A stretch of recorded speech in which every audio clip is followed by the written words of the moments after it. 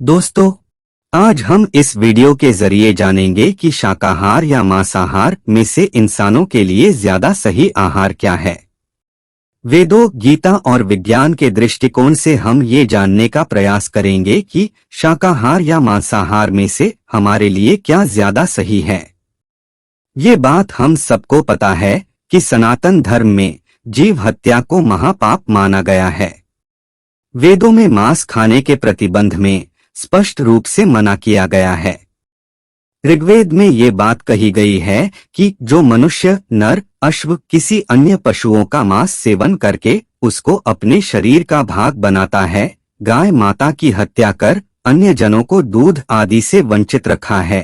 हे अग्नि स्वरूप राजा, अगर वो दुष्ट व्यक्ति किसी और प्रकार से ना सुने तो आप उसका मस्तक शरीर से अलग करने के लिए संकोच मत कीजिए। और यदि हम बात करें श्रीमद् भगवद गीता की, तो इस ग्रंथ में किसी भी भोजन को लेकर सख्त मनाही नहीं है।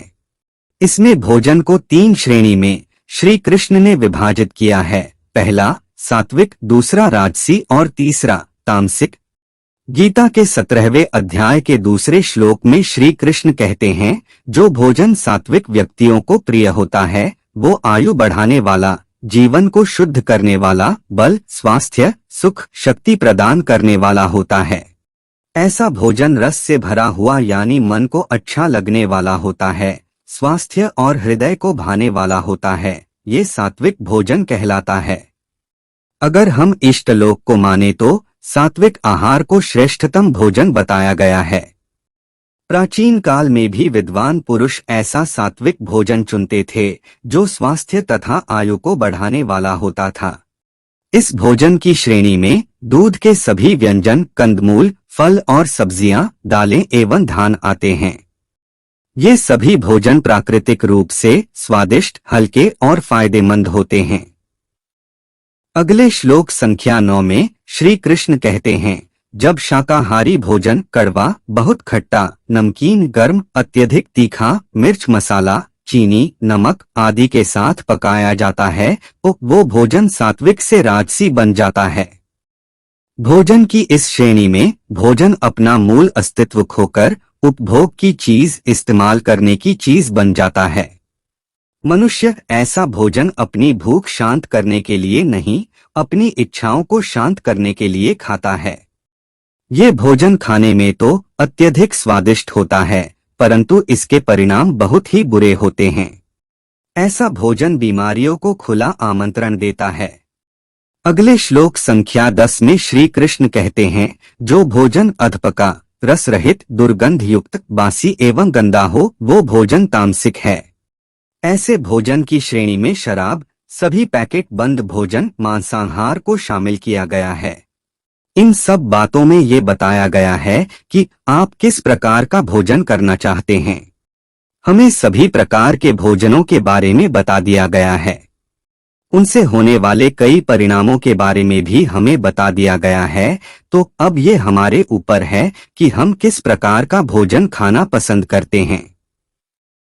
सनातन धर्म में हम जैसा खाएंगे अन्न वैसा हो जाएगा मन जैसी पद्धति में विश्वास रखते हैं। अर्थात हम जैसा भोजन ग्रहण करेंगे उस भोजन की झलक हमारे व्यवहार में हमें अवश्य देखने को मिलेगी। जैसे अगर हम तामसिक भोजन खाते हैं अर्थात मांस, मदिरा आदि, तो हम काफी ज्यादा गुस्से वाले, हिंसक व्यक्ति के रूप में बनते जाएंगे। जो व्यक्ति मांसाहार ग्रहण करते हैं बहुत ही अजीबोगरीब दलीलें पेश करते हैं। वे कहते हैं कि हम केवल उन पशुओं का सेवन करते हैं जो शांतिप्रिय हैं, जैसे गाय, बकरी एवं मुर्गा आदि। ये वाकई में बहुत ही हास्यास्पद है, क्योंकि यहाँ पर बात ये नहीं हो रही है कि किस पशु का स्वभाव कैसा है। यहाँ पर ये बात हो रही है कि मरने से पहले उस समय उसके मन में कैसी भावना उत्पन्न हुई थी।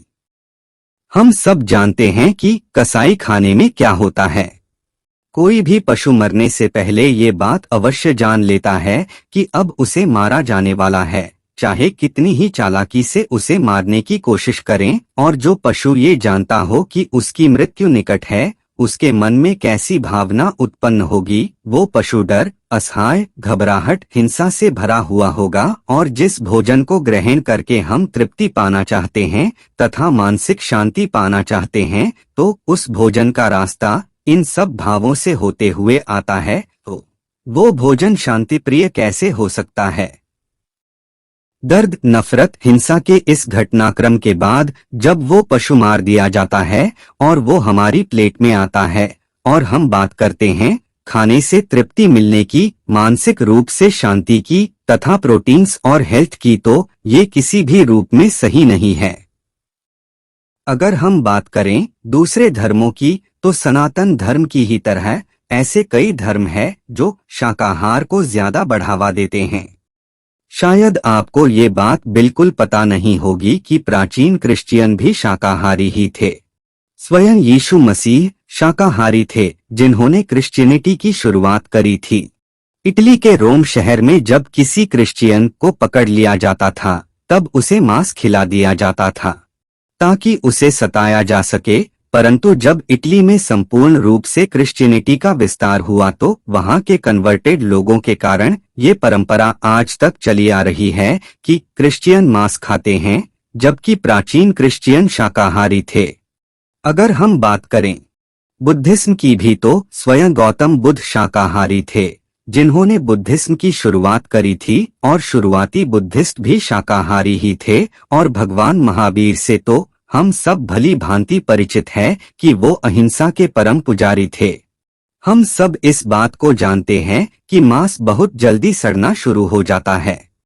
यही कारण है कि जो जानवर मांसाहारी होते हैं उनकी इंटेस्टाइन यानी कि आंत बहुत छोटी होती है ताकि वो मांस जल्दी से जल्दी वेस्ट प्रोडक्ट के रूप में बाहर आ सके। जबकि अगर बात करें इंसानों की, तो हमारी जो आंत होती है यानी कि स्मॉल इंटेस्टाइन को हमारी हाइट से भी बड़ी होती है। इसी कारण उसमें खाना कई समय तक पड़ा रहता है। यदि हम मांस का सेवन करते हैं तो वो मांस हमारे आंत में कई समय तक रहेगा। इसी के कारण वो सड़ना शुरू हो जाएगा। इस बात से हमें मालूम हो जाता है कि मांस इंसानों के लिए नहीं बना है, ये केवल जंगली मांसाहारी जीवों के लिए ही है। और अगर हम वैज्ञानिक दृष्टिकोण से देखें फिर भी शाकाहार मांसाहार के मुकाबले ज्यादा फायदेमंद है, क्योंकि अमेरिका की नेशनल एकेडमी ऑफ साइंसेज की एक रिपोर्ट की माने तो अगर हम शाकाहार को अपने भोजन में ज्यादा शामिल करेंगे तो उससे दुनिया में होने वाली 50 लाख मौतें टाली जा सकती है। और अगर हम मांसाहार का उपयोग कम करें तो इससे ग्रीन हाउस इफेक्ट में भी कमी देखी जा सकती है। इससे हर साल दुनिया में 33,36,000 करोड़ रुपए की बचत होगी और इससे सबसे ज्यादा फायदा होगा विकासशील देशों को, जिसमें हमारा भारत भी शामिल है। साथ ही साथ अगर हम पर्यावरण की दृष्टि से भी देखें तो शाकाहार मांसाहार के मुकाबले ज्यादा फायदेमंद है, क्योंकि जो मीट उत्पादन से जो कचरा उत्पन्न होता है वो हमारी पूरी दुनिया के जनसंख्या का 20% है। मांसाहार प्रोडक्ट से उत्पन्न होने वाला कचरा हमारी पूरी दुनिया में चल रहे ट्रेन्स, एरोप्लेन से पैदा होने वाले एमिशन से भी ज्यादा है। मांसाहारी से जुड़ा एक तथ्य ये भी है कि मांसाहार को इंसानी टेबल तक पहुंचाने के लिए शाकाहारी यानी कि सब्जियों के मुकाबले 100 गुना ज्यादा पानी चाहिए होता है। उदाहरण के लिए आधा किलो आलू को उगाने के लिए 127 लीटर का पानी प्रयोग में आता है। वही केवल आधा किलो मांस तैयार करने के लिए 9000 लीटर पानी बर्बाद किया जाता है। उसको तैयार करने के लिए जो पर्यावरण प्रदूषण होता है वो लगातार 3 घंटे गाड़ी चलाने वाले पर्यावरण प्रदूषण के बराबर है। हैंड्स ऑफ अर्थ नामक एक संस्था के मुताबिक मीट प्रोडक्ट्स का उत्पादन करने के लिए हर साल 6 लाख हेक्टेयर जंगल काट दिए जाते हैं ताकि वहां पर पशुपालन किया जा सके। ये जमीन इतनी बड़ी है कि इसमें 2 बेल्जियम देश आ सकते हैं, यानी कि ये जमीन 2 बेल्जियम देशों के बराबर है। केवल 400 ग्राम के बीफ उत्पादन यानी कि गौ मांस को बनाने के दौरान 40 किलो ऐसे अपशिष्ट या फिर केमिकल्स निकलते हैं जो धरती को अनुपजाऊ नुकसान पहुंचाते हैं। अगर लोग मांसाहार को छोड़कर शाकाहार अपना ले तो उससे 160 करोड़ हेक्टेयर जमीन मुक्त हो जाएगी जो अभी पशुपालन के रूप में काम आ रही है, और उस जमीन पर हम पेड़ भी उगा सकते हैं। ये जमीन भारत के कुल क्षेत्रफल से भी दुगनी है। तो दोस्तों, आज के वीडियो में हमने आपके सामने कुछ ऐसे तथ्य फैक्ट रखे जिससे आप जान सके कि शाकाहार और मांसाहार में से ज्यादा बेहतर कौन है। Leonardo da Vinci, Benjamin Franklin, पहलवान सुशील कुमार, अल्बर्ट आइंस्टाइन जैसी बड़ी महान हस्तियां भी शाकाहारी थी। क्या इन लोगों को उन प्रोटीन की जरूरत नहीं थी जो एक आम इंसान को होती है? आइंस्टाइन, लियोनार्डो डा विंची, इनका आईक्यू इतना ज्यादा था, वे भी मांसाहार नहीं करते थे। क्या उनको प्रोटीन और एंजाइम की जरूरत नहीं थी? वही पहलवान सुशील कुमार जो कि एक रेसलर है, वो भी शाकाहारी है, क्या उनको वैसे प्रोटीन की आवश्यकता नहीं? इस पूरी रिसर्च से हमें ये मालूम पड़ता है कि शाकाहार मांसाहार से हर मामले में आगे है, तो बस ये आपके ऊपर है कि आप किसे चुनते हैं। दोस्तों, हम आशा करते हैं आज का वीडियो आपको अच्छा लगा होगा। वीडियो देखने के लिए बहुत बहुत धन्यवाद।